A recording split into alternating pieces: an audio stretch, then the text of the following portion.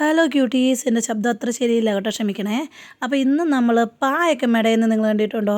ഓല മെടയുക അല്ലെങ്കിൽ പാ നെയ്യുക എന്നൊക്കെ പറയുന്നത് ക്വില്ലിംഗ് എന്ന് പറയുന്നത്. അത് വെച്ച് നമ്മളൊരു ഹാർട്ട് ഉണ്ടാക്കാൻ പോവാണ്. അത് നമ്മൾ വാലൻറ്റൈൻസ് ഗിഫ്റ്റിനായിട്ട് കൊടുക്കാൻ വേണ്ടിയാണ്. അത് ആദ്യം നമ്മൾ സാധാരണ പേപ്പർ ഫ്രെയിം ഉണ്ടാക്കുന്ന പോലെ ഉണ്ടാക്കുക. അതിനകത്തുള്ള മെഷർമെൻറ്റ് വെച്ചിട്ട് നമ്മളൊരു പേപ്പർ കണ്ടിച്ചെടുക്കുക. അതിനകത്ത് കുറച്ച് സ്ട്രിപ്പുകളായിട്ട് കണ്ടിച്ചെടുക്കുക. പിന്നെ നമ്മൾ റെഡ് സ്ട്രിപ്പ് വെച്ച് നമ്മൾ അതിനെ നെയ്യാൻ പോവാണ് കേട്ടോ. ഈ പാ നെയ്യുന്ന ടൈപ്പിലാണ് കയറ്റുന്നത്. ഇതിൻ്റെ ഇച്ചിരി സൂക്ഷിച്ച് നോക്കിയെങ്കിലും മനസ്സിലാവുള്ളൂ. നിങ്ങൾക്ക് ലോങ് വീഡിയോ ആയിട്ട് വേണമെങ്കിൽ നോക്കണം.